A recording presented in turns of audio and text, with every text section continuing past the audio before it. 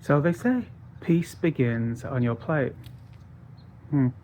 So what happens if we don't follow that rule? You see this right behind me here? This is a weapon of destruction, built and designed to destroy and kill. So what kind of life are we living? And what do we mean peace begins on your plate? So my name is Brian, animal activist, and I'm a vegan. I've been vegan 5 years, and I understand what we eat has a big part in our life. And guess what? People say, oh, life's not about food. Well, it is, because if you don't eat food, you're going to die, right? So it is all about food. So peace begins on your plate. So in the meat industry, dairy industry, egg industry, they're actually all one. You won't believe that. So an animal like a cow, for example, a cow doesn't want to die. And in these slaughterhouses, they are, it's horrifying. It's like a living hell.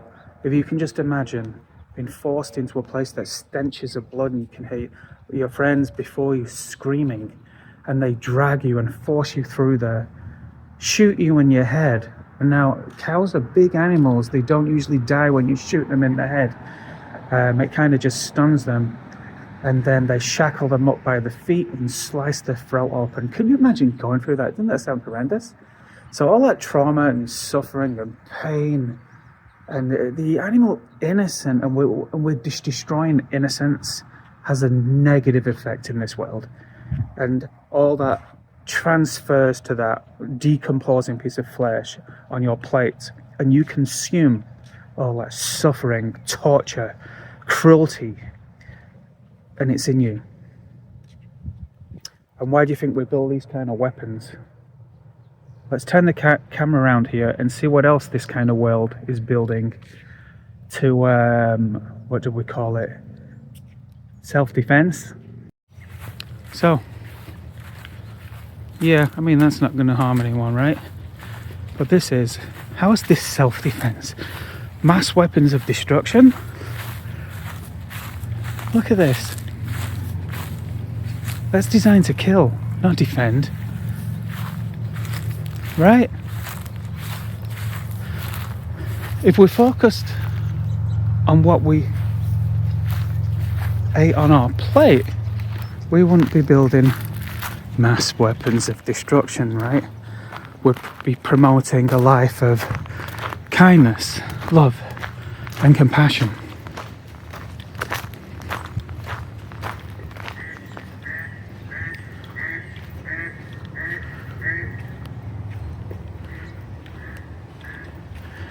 Well, I don't know if you've guessed where I am. This is kind of a exhibition where the US Army like to show off their mass weapons of destruction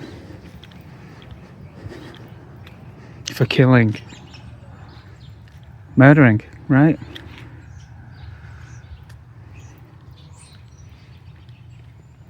It's all the helicopters too.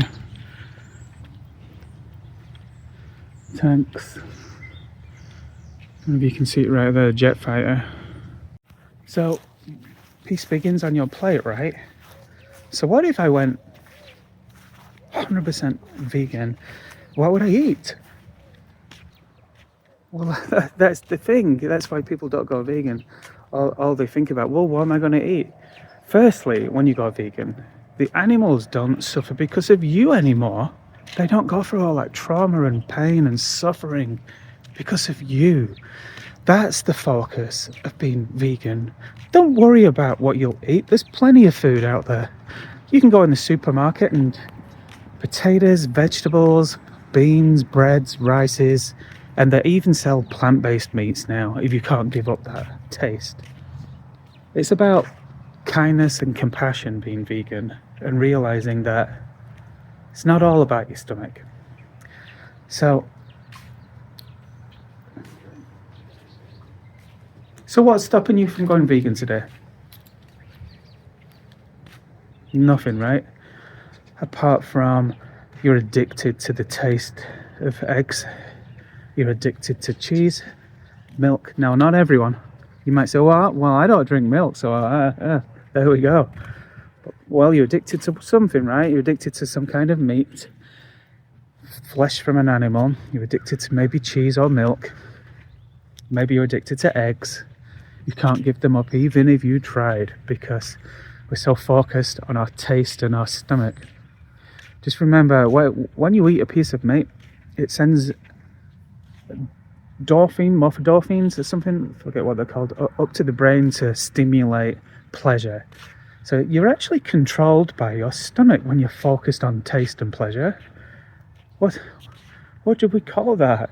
You know, a long time ago, they used to sacrifice animals for their sin, and then the priests and the people would eat the animal. Between them, they would push it in their stomachs. So you've got the addiction plus the sin. And what do we do today? We don't sacrifice them for sin anymore, but you sacrifice their life for your stomach. They call that, when you make a sacrifice to someone, you're worshipping your stomach. Crazy. And you do it because you like the taste. You don't care about the screaming and the suffering animals go through. Wow, hard to believe. Some people out there say they're against animal abuse, animal cruelty, and say, Brian, well, isn't there an easier way to kill a cow? A more humane way? Would that make your purchasing choices better? You don't feel guilty when you're eating a piece of meat? That the animal cried and screamed? And if they could talk, what do you think they would say to you?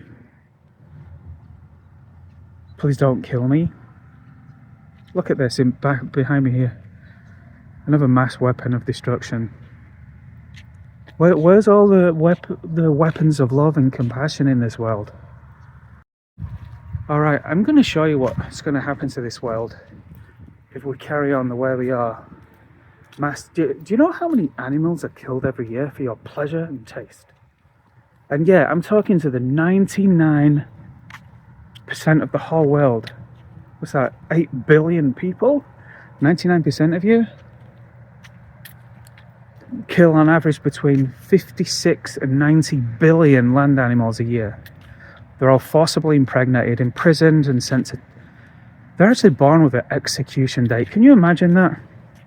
The day you're born, innocent in this world, you breathe in, you see your mum, and you want to be with your mum, and you've got an execution date on a piece of paper.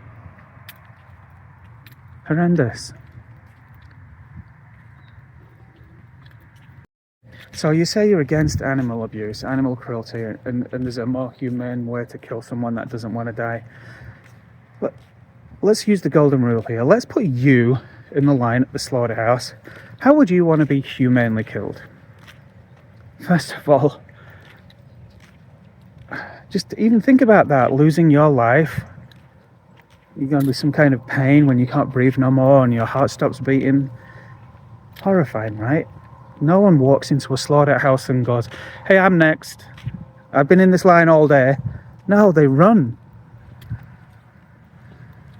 I think the biggest thing that I found with when I'm trying to educate non-vegans is when I show them the truth, they kind of don't want to see it because it's going to put them off the food. The truth hurts. Once you watch like the documentary Dominion, you'll understand that the truth hurts.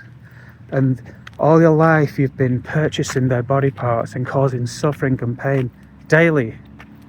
By going vegan, if you say you're against animal cruelty, animal abuse, you can't do both. You can't go into the shops and pay for their flesh, turn a blind eye and consume them. That would make you a hypocrite, right? So it's about aligning your morals with your actions that you say you have. Start being kind and compassionate. Choose a plant-based alternative by going vegan. I know you can do this. So what are you waiting for? Just remember, for every day you're not vegan, these animals will suffer because of you. And look what you're doing to this world. Mass weapons of destruction. We should be building homes for the homeless, shelters, shops and big gardens full of vegetables so we can give and everyone can live a kind of more compassionate lifestyle, right? Check out the documentary Dominion at watchdominion.com. It's free to watch.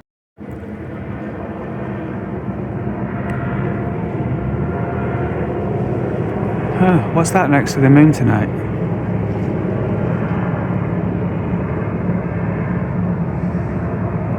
Weird.